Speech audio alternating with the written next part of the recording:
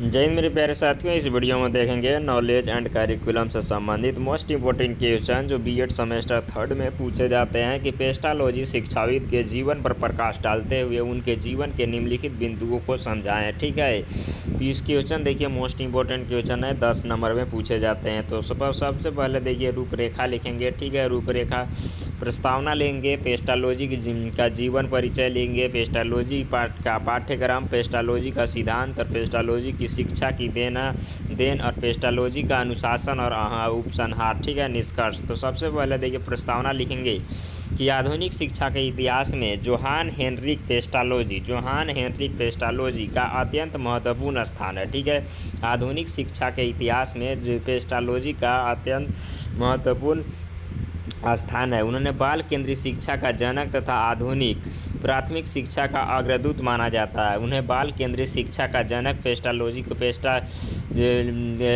शिक्षाविद को माना जाता है। बाल केंद्रीय का जनक और आधुनिक प्राथमिक शिक्षा का अग्रदूत माना जाता है।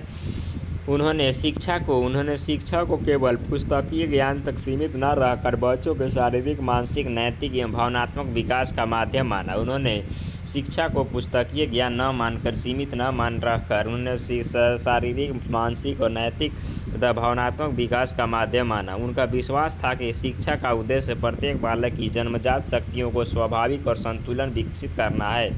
ठीक है, आगे देखिए इस प्रकार से प्रस्तावना लिख सकते हैं। आगे देखिए दिया गया पेस्टालॉजी का जीवन परिचय। ठीक है, तो पेस्टालॉजी का जन्म 12 जनवरी 1746 ईस्वी के ज्यूरिख, स्विट्जरलैंड में हुआ। पेस्टालॉजी का जन्म 12 जनवरी 1746 ईस्वी में ज्यूरिख, स्विट्जरलैंड में हुआ।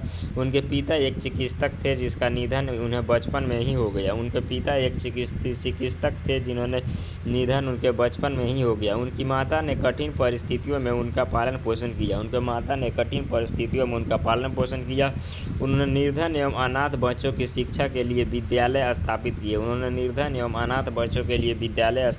ठीक है, निर्धन एवं अनाथ बच्चों के लिए विद्यालय स्थापित किए। उनका उद्देश्य गरीब बच्चों को शिक्षा देकर आत्मनिर्भर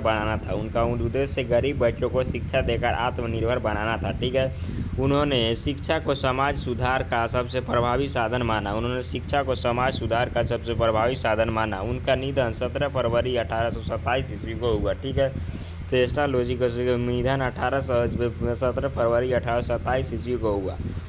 आगे देखिए है कि पेस्टालॉजी का पाठ्यक्रम क्या है। तो पेस्टालॉजी का पाठ्यक्रम की रुचि, आवश्यक और अनुभव पर आधारित था। पेस्टालॉजी का पाठ्यक्रम बालक की रुचि और अनुभव, आवश्यकता के अनुभव पर आधारित था। प्रमुख विशेषता देखिए क्या क्या था। तो बालक केंद्रित पाठ्यक्रम हो, सरल से कठिन की ओर अध्ययन हो, प्रत्यक्ष अनुभव पर आधारित हो, भाषा, गणित तथा प्रकृति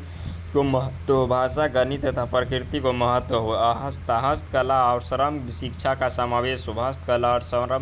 समावेश हो, संगीत, चित्रकला और शारीरिक शिक्षा पर बल हो, नैतिक एवं धार्मिक शिक्षा का समावेश हो, जीविकोपार्जन एवं व्यवहार विषयों को प्राथमिकता हो, जीविकोपार्जन एवं व्यवहारिक विषयों को प्राथमिकता हो। आगे देखिए दिया पेस्टालॉजी का शिक्षा सिद्धांत। पेस्टालॉजी के शिक्षा के अनेक महत्वपूर्ण सिद्धांत प्रस्तुत किए हैं। पहला स्वाभाविक विकास का सिद्धांत। शिक्षा बालक की प्राकृतिक प्रवृत्तियों के अनुरूप होनी चाहिए। ठीक है, शिक्षा बालक की प्राकृतिक प्रवृत्तियों के अनुरूप होनी चाहिए। प्रत्यक्ष अनुभव का सिद्धांत, बालक को देखकर, छूकर तथा अनुभव करके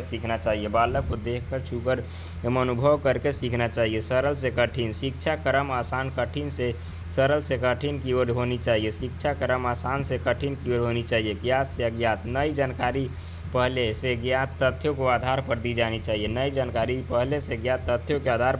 चाहिए। मूर्त से अमूर्त, पहले वास्तविक वस्तु का ज्ञान फिर सिद्धांतों का अध्ययन कराना चाहिए। इसके बाद सिद्धांतों का अध्ययन कराना चाहिए। सर्वांगी विकास, शिक्षा का उद्देश्य शारीरिक, मानसिक और नैतिक विकास कराना। प्रेम और सहानुभूति, शिक्षा का व्यवहार स्नेहपूर्ण एवं सहयोगात्मक होना चाहिए। आगे देखिए दिया है पेस्टालॉजी शिक्षाविद की देन क्या है। तो पेस्टालॉजी का शिक्षा जगत में महत्वपूर्ण योगदान निम्नलिखित है। पहला, बाल केंद्रीय शिक्षा की स्थापना। आधुनिक प्राथमिक शिक्षा का नींव रखी। आधुनिक प्राथमिक शिक्षा का नींव रखी। ठीक है, प्रत्यक्ष अनुभव आधारित शिक्षण पद्धति विकसित की। शिक्षा की जीवनोपयोगी बनाई, जीवन उपयोगी बनाई। नैतिक शिक्षा पर विशेष बल दिया। विद्यालय को परिवार जैसे वातावरण देने की अवधारणा प्रस्तुत की। गरीब एवं अनाथ बच्चों की शिक्षा को बढ़ावा दिया। शिक्षक को मार्गदर्शक एवं मित्र को स्थान दिया। शिक्षा में प्रेम, सहानुभूति और मानवीय मूल्यों का समावेश किया। आगे देखिए पेस्टालोजी का अनुशासन। पेस्टालोजी बारही दंड के पक्षधर नहीं थे। पेस्टालोजी बारही दंड का पक्षधर नहीं थे। अनुशासन की विशेषता, आत्म अनुशासन पर बल, प्रेम एवं विश्वास द्वारा अनुशासन, शिक्षा का आदर्श आचरण, दंड के स्थान पर समझाना, विद्यालय में पारिवारिक वातावरण, सहयोग एवं सहानुभूति का विकास, नैतिक मूल्यों के माध्यम से अनुशासन स्थापित करना। नैतिक मूल्यों के माध्यम से अनुशासन स्थापित करना। निष्कर्ष देखिए लिख सकते हैं कि पेस्टालोजी आधुनिक शिक्षा का महान शिक्षाविद थे। उन्होंने शिक्षा को बालक के सर्वांगीण विकास का साधन माना तथा प्रेम, अनुभव और स्वाभाविक विकास पर आधारित शिक्षण पद्धति का समर्थन किया। उन्होंने विचार आज भी विद्यालय शिक्षा, बाल केंद्रित शिक्षा, गतिविधि आधारित अधिगम का मूल्यपरक शिक्षा को क्षेत्र में अत्यंत प्रासंगिक है। इसीलिए उन्होंने आधुनिक शिक्षा का महान मार्गदर्शक और प्राथमिक शिक्षा का अग्रदूत माना जाता है। उम्मीद है समझे होंगे। लाइक, कमेंट, चैनल को सब्सक्राइब कीजिएगा। फिर मिलते हैं अगले क्वेश्चन के साथ। Thank you.